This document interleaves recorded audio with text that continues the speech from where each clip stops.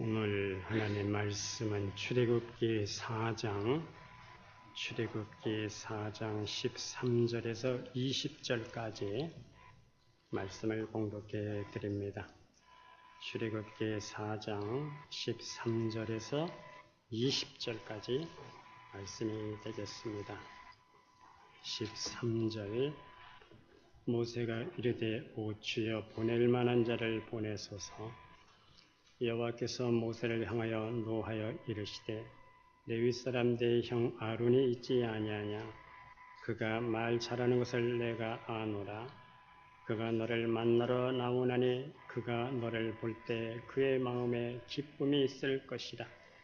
너는 그에게 말하고 그의 입에 할 말을 주라. 내가 내 입과 그의 입에 함께 있어서 너희들의 행할 일을 가르치리라. 그가 너를 대신하여 백성에게 말할 것이니 그는 네 입을 대신할 것이요 너는 그에게 하나님같이 되리라. 너는 이 지팡이를 손에 잡고 이곳으로 이적을 행할지니라. 모세가 그의 장인 이들에게로 돌아가서 그에게 이르되 내가 애굽에 있는 내 형제들에게로 돌아가서 그들이 아직 살아 있는지 알아보려 하오니 나로 가게 하소서. 이드로가 모세에게 평안히 가라 하니라. 여호와께서 미디안에서 모세에게 이르시되 애굽으로 돌아가라. 내 목숨을 노리던 자가 다 죽었느니라. 모세가 그의 아내와 아들들을 나귀에 태우고 애굽으로 돌아가는데 모세가 하나님의 지팡이를 손에 잡았더라. 아멘. 어느 날 링컨이 볼 일이 있어서 역마차를 타게 됐습니다. 타고 보니까 그 안에 인상이 아주 험상궂은 그렇게 생긴 사람이 이미 타고 있었습니다. 그 남자가 링컨을 물끄러미 바라보더니 주머니에서 무언가 하나를 꺼내서 주는 겁니다. 링컨이 보니까 칼입니다. 칼을 링컨에게 주면서 하는 말이 오늘 임자를 만났습니다. 자, 이 칼을 받으세요. 링컨이 엉겁결에 칼을 받아 들었습니다. 그런데 이 칼을 왜 저에게 주시는 겁니까? 그 남자가 하는 말이 아주 오래전에 어떤 못생긴 사람이 나에게 이 칼을 주면서 나보다 더 못생긴 사람을 만나거든 이 칼을 좀 전해 주십시오. 그래서 오늘 보니까 참 나보다 못생긴 사람을 만났습니다. 오늘 임자를 만났네요. 그래서 드린다는 겁니다. 링컨이 빙그레 웃더니 그 칼을 받아 들었습니다. 그리고 얼마 후에 링컨은 자주 어울리는 동료 변호사를 만났습니다. 그 동료 변호사 앤디를 보자마자 느닷없이 장총을 들이대면서 자네 그만 죽어줘야 되겠어. 아니 그게 무슨 소린가? 내가 아무 잘못도 없는 내가 왜 죽어야 되는가? 이유는 나보다 못생겼기 때문이야. 링컨이 칼을 보여주면서 칼에 얽힌 얘기를 해주면서 내가 자네에게 이 칼을 주어서 평생 자네가 괴롭게 사는 것보다는 차라리 오늘 내 손에 총에 맞아 죽는 것이 좋지 않겠는가? 그래, 그러면 뭐 마음대로 하게나 기꺼이 죽어주지. 두 사람은 폭소를 터뜨렸습니다. 링컨 얼굴 때문에 놀림도 많이 받았지만은 링컨이 된 것은 모두가 하나님의 은혜였습니다. 오늘 본문에 나오는 모세가 될 수 있었던 것은 모든 것들이 하나님의 은혜였습니다. 태어난 지 3개월 만에 버림을 받을 수밖에 없는 상황이었습니다. 그러나 하나님께서 그를 붙잡으셨습니다. 애굽 공주의 사랑을 잊게 하셨고 그가 애굽 사람을 살인하고 미디안 광에서 추락하여 살던 그때에도 하나님은 여전히 그를 붙들고 계셨습니다. 그를 통하여 출애굽의 대역사를 이루게 하시는 것도 모든 것들이 하나님의 은혜였습니다. 모세의 출생은 축복된 출생이 아니었습니다. 아들이 태어나면 무조건 죽이라는 바로의 엄명에 떨어져 있던 그 시대에 그의 부모 아므람과 요게벳은 아들이면 어떡하지 하는 불안감을 갖고 있었습니다. 아니나 다를까 낳고 보니까 모세는 아들로 태어남으로 소위 원치 않는 아들로 태어났습니다. 이 아이의 울음소리가 새어나갈까 봐 마음껏 울지도 못하게 했습니다. 불안과 초조 속에서 석 달을 숨겨 키웠지만 더 이상 지속할 수가 없어서 결국 갈대 상자에 넣고 나일강 하수에 버렸습니다. 에릭슨의 발단 심리의 8단계 이론에 의하면 모세가 버려진 이 시기는 부모와의 신뢰감이 형성되어야 할 그런 시기라는 겁니다. 바로의 공주가 갈대 상자를 열었을 때는 아이는 울고 있었습니다. 그래서 모세 이름은 물에서 건져냈다는 뜻입니다. 그 이름이 의미하듯이 모세는 물에서 건져낸 입양아였습니다. 히브리 아이로 태어나 애국에 입양된 그러한 입양아였습니다. 왜 바로의 공주는 그 이름을 모세라고 지었을까? 모세의 입양 경로를 숨기기 위해서 얼마든지 애굽에 좋은 이름도 많이 있었는데 왜 그의 입양 경로를 파악할 수 있는 이름을 그는 평생 썼을까? 바로의 공주가 모세를 발견했을 때에도 애굽인 유모를 찾지 않고 히브리 유모를 찾았습니다. 그 유모는 공교롭게도 모세의 생모였습니다. 생모 요셉은 모세의 유모로 모세를 길렀습니다. 그리고 어느 정도 자랐을 때 자기를 낳아주고 젖을 먹여준 생모 요셉을 떠나서 황실의 좋은 조건 속에서 양육시켜준 바로의 공주 사이에서 모세는 입양아가 걷는 그 경험하는 정신적 고통이 아마 컸을 것입니다. 모세라는 이름도 생모가 지어준 이름이 아닙니다. 양부모가 지어준 이름을 평생 쓴 것으로 보아서 아마 양부모의 사랑을 많이 받았고 그 영향도 컸을 것입니다. 생모 요셉에서는 이제 얼마 후면 떠나보내야 하는 모세에게 웃으면서 젖을 물리지는 못했을 겁니다. 눈물로 젖을 먹이면서 수없이 반복하기를 아브라함의 하나님, 이삭의 하나님, 야곱의 하나님께 대해서 수없이 많은 반복적으로 얘기를 했을 것입니다. 그리고 그의 정체성을 심어주었을 겁니다. 너는 애굽인이 아니다. 너는 히브리인이다. 이런 생모 요셉에서 사랑과 신앙적인 영향도 컸을 것입니다. 그의 성장 배경에서 정체성의 혼란이 있었을 것입니다. 나는 과연 누구인가? 나는 과연 애굽 사람인가? 나는 히브리 사람인가? 여호와 하나님을 섬길 것인가? 애굽 신들을 섬길 것인가? 나의 생모는 왜 나일강에 나를 버려야만 했을까? 등의 질문을 하면서 아마 성장했을 것입니다. 그리고 나는 바로의 공주의 아들로 왕자 같은 대우를 받고 살고 있고 애굽 시민권을 가진 자로 당대에 살고 있지만 고된 노예 생활을 하고 있는 히브리인들이 자기의 동족인 것을 알고 갈등과 열등감 속에서 아마 성장했을 것입니다. 애굽 황실에서 모세의 출신 성분을 안다면 바로의 후계자가 될 수 없다는 것을 알고 소수 민족에 대한 컴플렉스가 아마 컸을 것입니다. 만약 황실이 모세의 출신 성분을 모른다면 언제라도 발각되지 않을까 하는 불안감도 있었을 것입니다.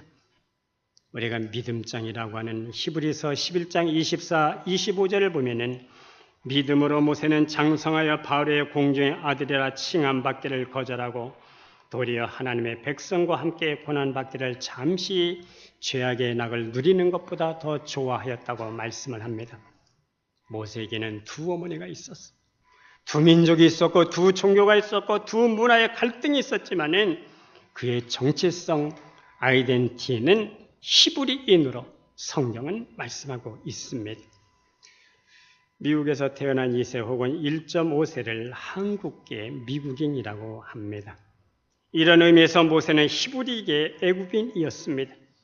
그는 전보기 시절에는 유무이자 어머니 품에서 히브리 문화 속에서 자랐고 거의 40년 동안은 애굽 문에서 자랐고 사람을 죽이고 도망자로 미디안 문화의 문화권 속에서 40년을 살았지만은 그의 마지막 40년은 철저하게 히브리인으로 살았습니다.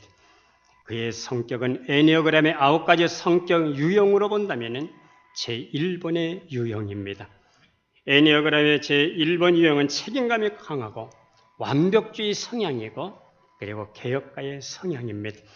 그리고 1번 유형은 아주 분노 에너지가 강한 사람입니다.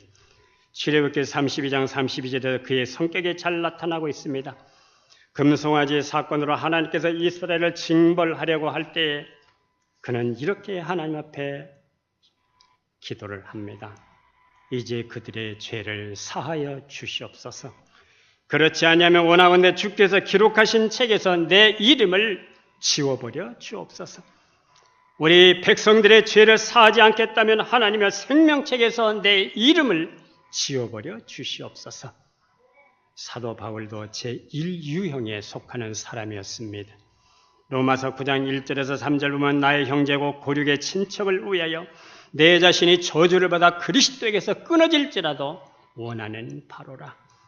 제1유형의 사람들의 통합으로 갈 때는 아주 온유합니다. 그러나 같은 사람일지라도 분열로 갈 때는 통합으로 갈 때와는 전혀 딴판으로 성격이 나타납니다. 통합은 정신적으로 건강할 때를 말하는 겁니다. 분열은 정신적으로 충격이나 스트레스를 받을 때 나오는 반응입니다.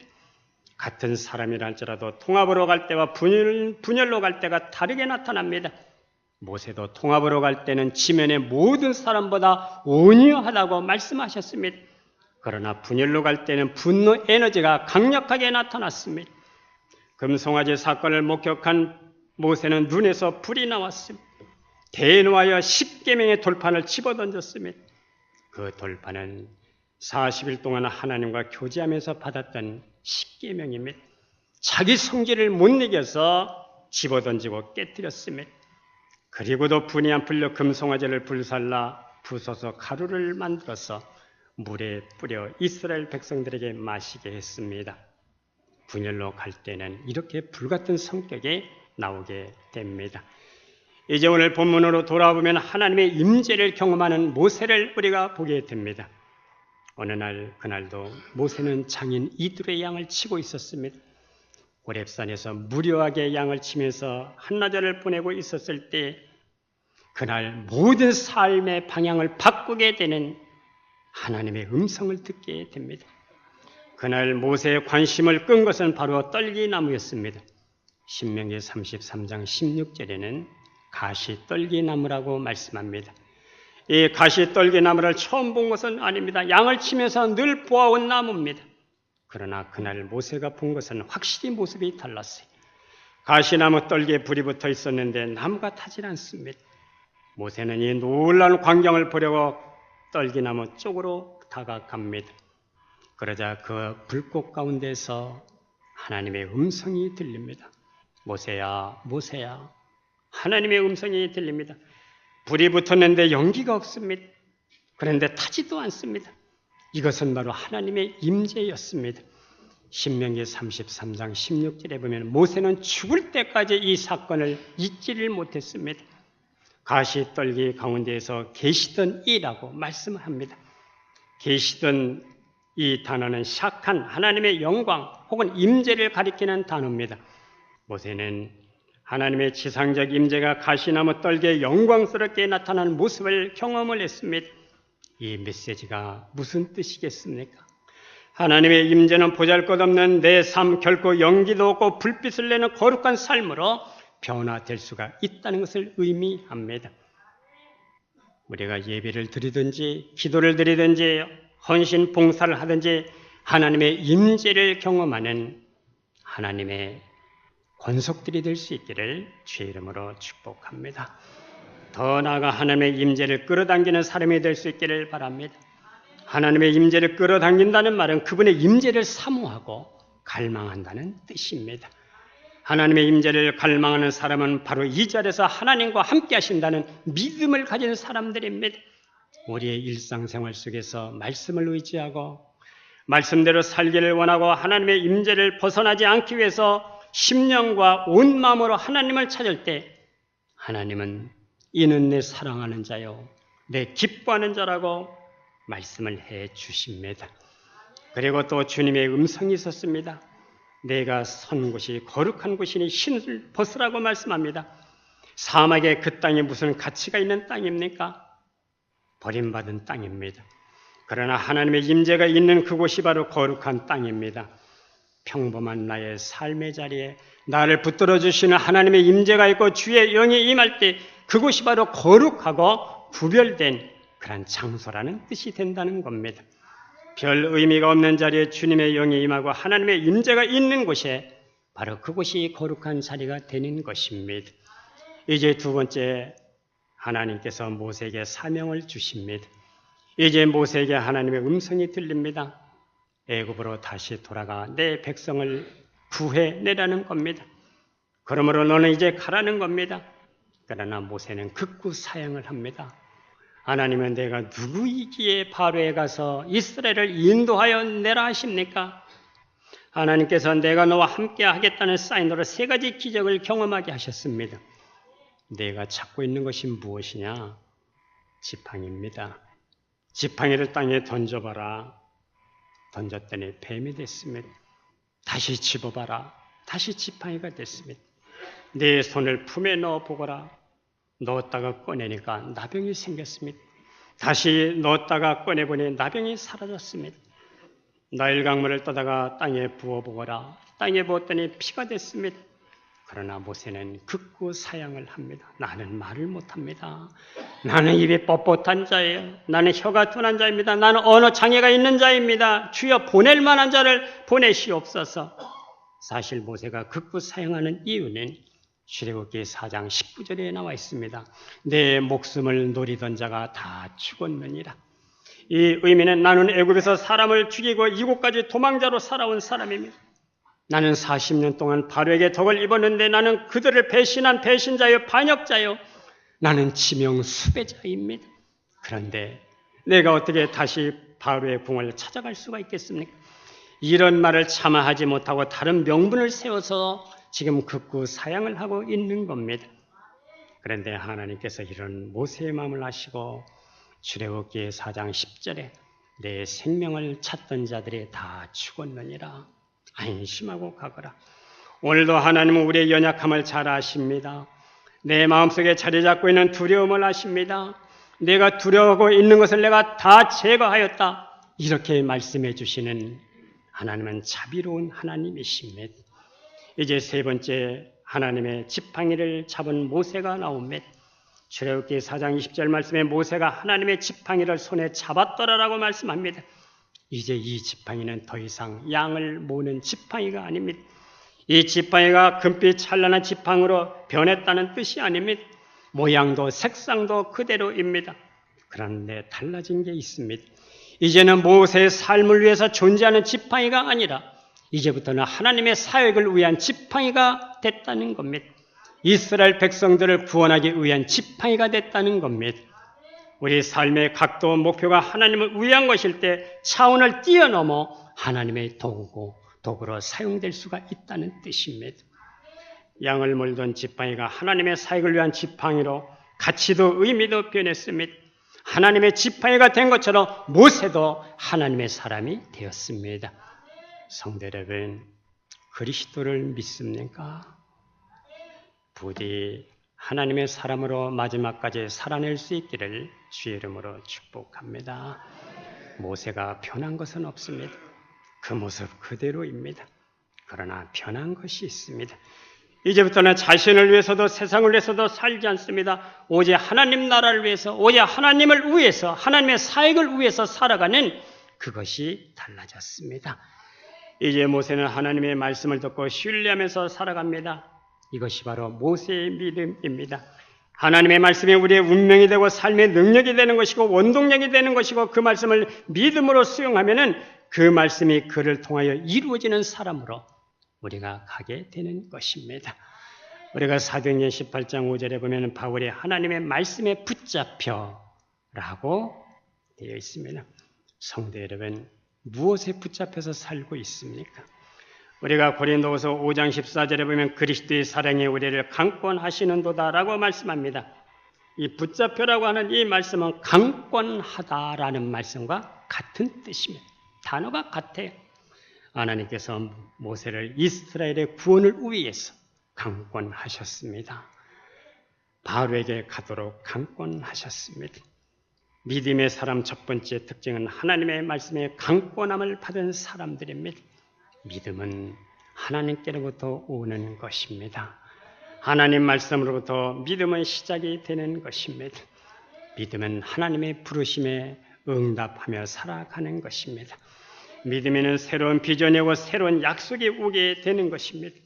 그리고 믿음은 하나님과 인격적 동행하는 관계로 살아가는 것이기 때문입니다. 왜 그분이 감당할 수 있는 힘을 주시기 때문에 우리는 신적 권세로 우리는 살아갈 수가 있는 것입니다. 믿음은 신념이 아닙니다. 믿음은 내 안에 그분이 계시는 바로 그런 존재로 살아가는 것입니다. 예수 그리스도를 유일한 방식으로 삼고 우리가 살아가는 것입니다. 그분이 내 생명이 되는 것이고 내 능력이 되는 것이고 우리의 구원과 영광이 되는 것입니다. 그래서 믿음으로 우리는 살아가게 되는 이기는 체험으로 살아가게 되는 것입니다. 신명기의 마지막 장에 모세를 이렇게 평가합니다. 신명기 34장 10절에서 12절 그 후에는 이스라엘의 모세와 같은 선지자가 일어나지 못하였나니 모세는 여호와께서 대면하여 아시던 자요 여호와께서 그를 애굽 땅에 보내사 바로와 그의 모든 신하와 그의 온 땅의 모든 이적과 기사와 모든 큰 권능과 위엄을 행하게 하시매 온 이스라엘의 목전에서 그것을 행한 자이더라. 모세는 선지자로 살았습니다. 모세는 하나님과 대면하여 아시던 자로 살았습니다. 그리고 모세는 이적과 기사와 큰 권능과 위엄을 행한 사람으로 살았습니다. 성도 여러분, 부디 하나님께 붙잡힌 자로 하나님께 동행하는 자로 이 땅을 살아갈 수 있기를 주의 이름으로 축복합니다. 기도하겠습니다. 하나님 아버지, 모세가 하나님의 임재를 경험하고 살았던 것처럼 그리고 하나님의 지팡이를 붙들고 사명을 수행하면서 살았던 것처럼 우리가 이 땅을 살아가면서 그렇게 살아갈 수 있도록 우리 모두에게 은혜를 입혀 주시옵소서. 예수님의 이름으로 기도드리옵나이다. 아멘.